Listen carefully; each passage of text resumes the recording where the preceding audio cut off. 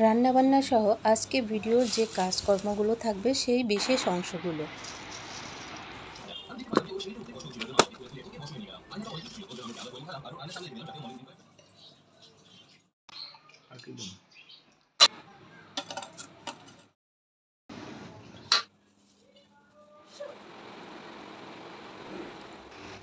সবাইকে আসসালামু আলাইকুম, সবাইকে শুভ সকাল।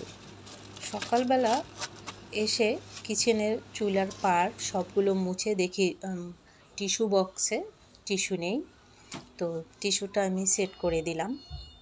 আর প্লিজ যদি ভিডিও শেষে একটি অংশ ভালো লেগে থাকে অবশ্যই সাবস্ক্রাইব করে আমার ফ্যামিলি মেম্বার্স হয়ে থাকবেন। আর আমি আজকে আরও একটি রান্না সহ সংসারের যাবতীয় কাজ শেয়ার করব। অবশ্যই লাইক দিয়ে কন্টিনিউ করবেন ভিডিওগুলো দেখার জন্য, আশা করি ভালো লাগবে। তো দুটো বক্সেই টিস্যু নেই, আর দেখুন কর্নারটা ধুল পড়ে গেছে, তো পরের দিন আমি পরিষ্কার করে নিয়েছিলাম। তো এই বক্সেও লম্বা টিস্যুটা নেই, তো এই বক্সেও টিস্যুটা আমি সেট করে দিব। আর টিস্যুগুলো প্রতিদিন লাগেই, বাচ্চাদের বা আমার কিচেনে তো লাগেই। তো টিস্যু শেষ হওয়ার আগেই আবার বলতে হয় আর কি, টিস্যুটা সত্যি একটা জরুরি অংশ। তো রেখে দিলাম। আর এদিকে চা করে একজনে খেয়েছে, আবারও চা গরম দিচ্ছি, চা খাবে। তো কেউ চা খাবে, আবার কেউ ওই নুডলস খাবে, তো চা দিয়ে আসবো।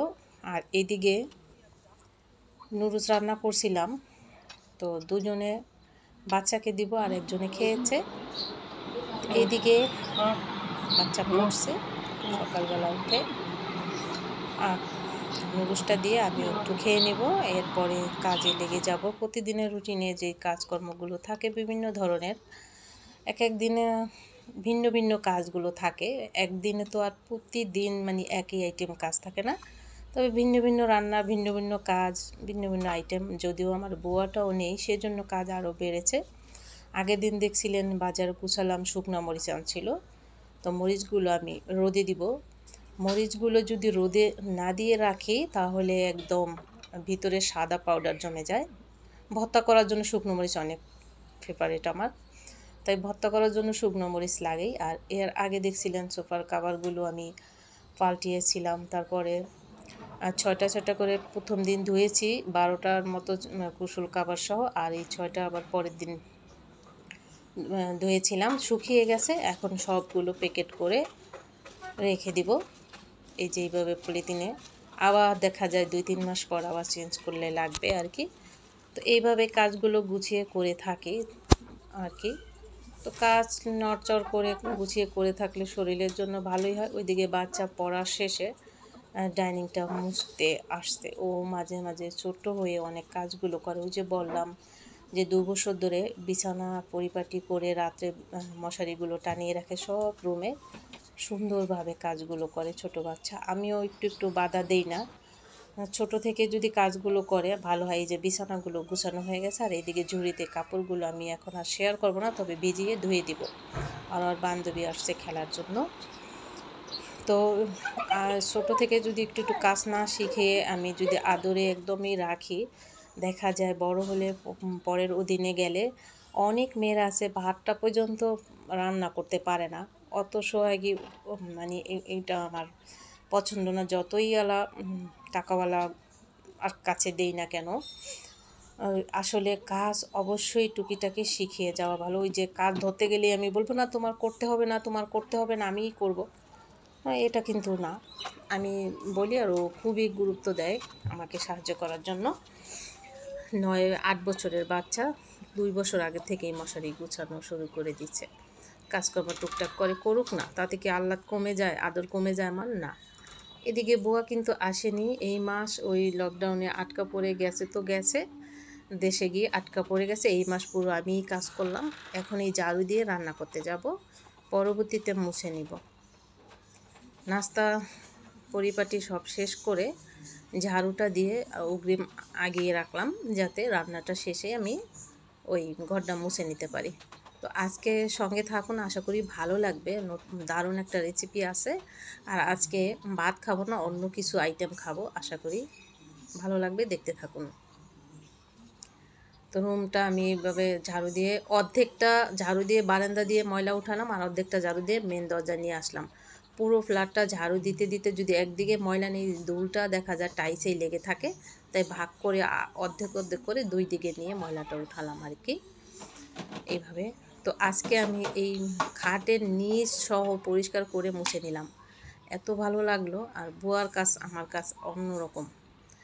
আর এদিকে দেখুন আমি বুটের ডাল দিয়ে আর এই গরুর মাংস এমন নিয়েছি, মাংসটা বুটের ডাল দিয়ে এই ধরনের মাংস মজা। ফ্যাপসা, তারপর এই যে আপনার কলিজা, তারপর কিছু হাড় আর দুই এক টুকরা করে গরুর মাংস সব মিলিয়ে আমি এখন রান্না করব। মাংসটা ধুয়ে নিচ্ছি, আর এই বুটের ডালটা আমি সকালবেলা আমি ভিজিয়ে রাখছিলাম। তো এখানে তেল দিয়ে লবণ দিলাম, ছিটা যেন না যায়। আর এখানে 2 চামচ পেঁয়াজের পেস্ট, আদার পেস্ট আর রসুনের পেস্ট দিয়ে দিলাম। 1 চামচ রসুনের পেস্ট এই যে দিয়ে দিলাম, আদার পেস্ট 1 চামচ আর পেঁয়াজের পেস্ট 2 চামচ দিয়ে দিলাম।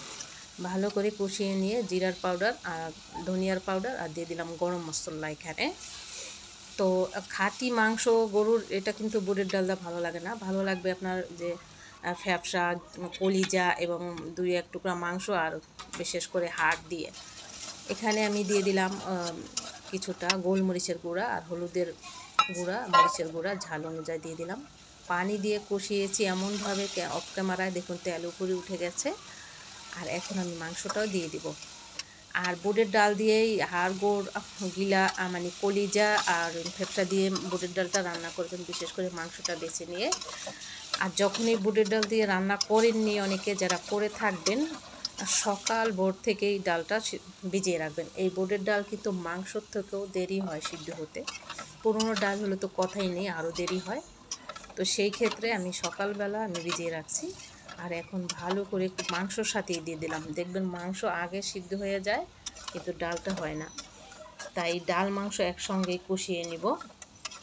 অসাধারণ ছিল এই রেসিপিটা, সত্যি।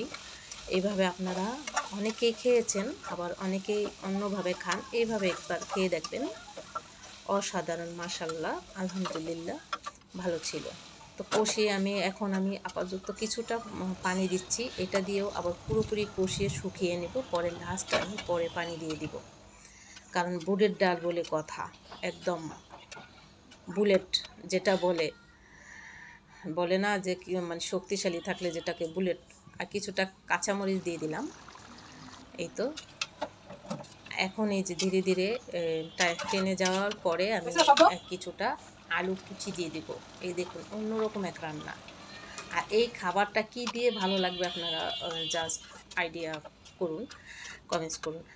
আমিও সেই আইটেমটাই তৈরি করছি। গরম ফুটন্ত পানি দিয়ে দিলাম, এটাই হচ্ছে লাস্ট ঝোল। এটা দিয়ে একদম চুলা একদম লো আঁচে রেখে দিব, ঢাকনা দিয়ে 2 ঘন্টা পর্যন্ত একটানা। দেখবেন কি পরিমাণের ক্ষয়ে যায় ডালটা, আনামানামি থাকবে, সফট। এই যে অফ ক্যামেরায় 2 ঘন্টার মতো একদম ঢাকনা দিয়ে রাখছি, একদম লো আঁচে দিয়ে। আর দেখুন, দেখে বুঝে গেছেন একবারে আঠালো আঠালো, তেলে ঝোলে একবার মাংস আলুতে একদম মাখা মাখা। এই তো হয়ে গেছে। তো এইদিকে আমি এই খাবার দুপুরের রেডি করে আমি ঘরটা মুছে নিয়ে তারপর খাবার দিব। দেখুন, এটা ছিল আপনার ওই ভিডিওগুলো করা ছিল লকডাউনের, এই মানে কারফিউর ভিতরে, এই যে কারেন্ট গেছিল গা। তো দুপুরবেলা ভাবলাম আমি আজকে প্রতিদিনই ভাত তো খেয়ে থাকি, তো আজকে দুপুরবেলা অন্যরকম কিছু। এই দেখুন অফ ক্যামেরায় কিন্তু আমি পরোটাগুলো ভেজে নিয়েছি, তাহলে বুঝেন কাজের কি দ্রুত। পরোটাগুলো বানাতে তো সময় লেগেছে, তাই না? এই জন্য আজকে ডালটা এই পদ্ধতিতে রান্না করলাম যে পরোটা দিয়ে খাবে। আর এদিকে দেখুন খাড়ের নিচ পর্যন্ত ঝাড়ু দিয়েছি, আপনাদের দেখাই। তো এদিকে আমার এক সঙ্গী আছে কাজের উপকারিতার, বুঝতে পেরেছেন, হাতে মোছার যেই লাঠি, এটা আমি সত্যি যত্ন করে, দেখুন কাপড় পেঁচিয়ে রেখেছিলাম, এত পরিষ্কার রয়েছে জিনিস, না যখন ব্যবহার হয় না কতটা যত্নে রাখি, দেখুন ধুলো পড়েনি, ধুইতেও হয়নি। তো এখন আমি ডিটারজেন্ট হালকা আর লাইজেল আর পানি নিয়ে এখন এই যে দ্রুত রুমগুলো মুছে নিব। মুছে নিব আর কি। প্রথম কয়েকদিন বসে বসে মুছেছিলাম, আবার মাঝে মাঝে ভাবলাম একটু লাঠি দিয়ে মোছা দেই। বসে বসে মুছলে আসলে ভালো হয়, বাট একটু কষ্ট হয়। মুছলে কয়েকদিনের ভিতরে একদম পেট স্লিম হয়ে যায়। তো এই কাজগুলো করেই আমি করোনার ভয়ে বোয়া বাদ দিয়ে কাজ করেছিলাম 2-3টা বছর। সত্যি আমি 53 এরকম ওয়েট হয়েছিল আমার, এতটা মানে কমে গেছিলাম আর কি। তো এখন হালকা কিছুটা বাড়লেও অতটা বাড়েনি, তারপরও এতটা মানে কমে গেছি। পরে আর 2 বছর ধরে কোনো ডায়েট করিনি, এখন মাঝে একটু করে থাকি, যেহেতু আমার স্বাস্থ্যটা আপনার 63 এর বেশি উপরে ওঠে না, ওজনটা ভালোই থাকে মোটামুটি। তো এই জন্য মুছে ঘর যদি বসে মোছা যায় তাহলে আপনি একদম সত্যি কোনো পেট থাকবে না, যেটা সত্যি কথা, চেষ্টা করি এটা। তো মোছা হয়ে গেছে, যদিও আমি খুবই দ্রুত দেখালাম এটা ভিডিও সিস্টেমে, কিন্তু করতে তো সময় লাগছে 1 ঘন্টার মতো মুছতে আমার, যেহেতু বুয়ারা যেরকম 1 ঘন্টার কাজ 20 মিনিটে। আর এদিকে দেখুন আমি কাপড়গুলো হাতে ডলে ডলে ভিজিয়ে রেখেছিলাম আধা ঘন্টার মতো, আর এই যে এটাও স্টার্ট করে দিলাম, পরবর্তীতে ধুয়ে শুকা দিব। এটা আর আপনাদের সঙ্গে শেয়ার করছি না, বাট একটু দেখালাম যে ক্যামেরার আড়ালেও কত কাজ আছে। এবার বুঝতে পেরেছেন, অনেকেই বলে রান্নাবান্না করেই খাইলই শেষ। তো যাই হোক, এদিকে আমি কাপড় ধুয়ে শুকা দিব, এদিকে এদের খাবার দিচ্ছি। দেখুন সেই বুটের ডাল দিয়ে মাংস আর পরোটা দুপুরে খেয়ে দিয়ে একটু রেস্ট নিয়ে সন্ধ্যার পরে দেখুন একটু রেস্ট নিব আর কি। ওইদিকে আসছে ওই বাজার তো 2-1 দিন মানে শুক্রবার হলেই সপ্তাহে বাজার গোছাতে হয়, এটাও কিন্তু 1 ঘন্টাখানি সময় লাগে।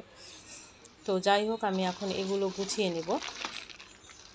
নুডলস নেই, বাচ্চারা তো প্রতিদিনই নুডলস প্রয়োজন। তো এখন এগুলো আমি এই যে গুছিয়ে নেব। আর ড্রাগন ফল, আমার ওই মেয়ে বাচ্চাটা ফুচকার পাগল, ড্রাগন ফলের পাগল, আম পাগল আর কি। ডিমগুলো নিয়ে আসলাম, ধুয়ে রাখবো।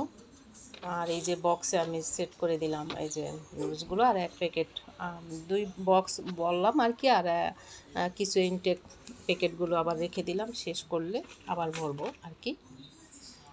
এই 2 বক্সে ভরে নিলাম আর কি। আর এদিকে ড্রাগন ফল এনেছে, বুড়ি খাবে আমার বাচ্চা, ওই বুড়িকে কেটে দিব আর কি। ফল এই কালারগুলো আমার কাছে বেশ ভালো লাগে, সাদাটা অতটা ভালো লাগে না। আর ভালোই মিষ্টি ছিল, মাঝে মাঝে অনেকটা সময় মিষ্টি হয় না, আবার অনেকটা সময় দারুণ মিষ্টি হয়। সাইজও ভালো ছিল, ড্রাগন ফলগুলো মিষ্টিও ছিল। মাশাআল্লাহ, আল্লাহ তাআলার রহমতের সৃষ্টি, যেটা অস্বীকার করা কখনোই যায় না।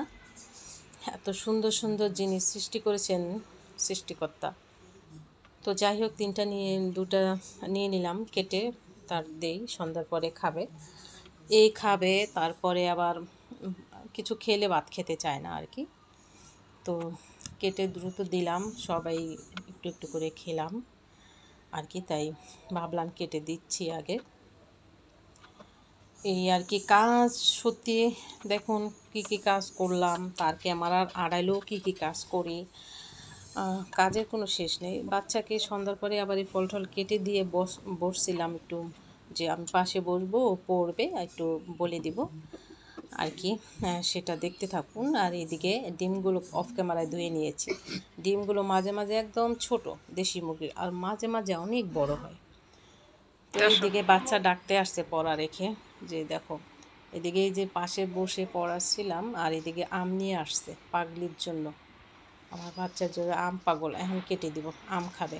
তো আম খেয়ে, ওই যে একটা ড্রাগন খেয়েছে, এখন আম খেয়ে তারপরে আরেকটু পরে ঘুমিয়ে যাবে। তো আমটা আমাকে কিভাবে কাটতে দিবে, মানে টাটকা আম দেখুন একবারে কষ পড়তেছে, এই আমগুলো এবার যা খেয়েছি ভালো। তো এইভাবে আম কেটে দিতে বলতেছে, আম খেয়ে ঘুমিয়ে পড়বে, ফল খেয়েই আজকে আর ভাত খাবে না। তো এই যে দেখুন এইভাবেও ও আম খাবে, এইভাবে আম খাবে, কিছু করার আছে। এই জন্য কেটে দিচ্ছি। আর আশা করি আপনারা সবাই ভালো থাকবেন, যে যেখান থেকেই দেখছেন ভিডিওগুলো ফ্রেন্ড সার্কেলদের মাঝে শেয়ার করে দিবেন। আল্লাহ হাফেজ।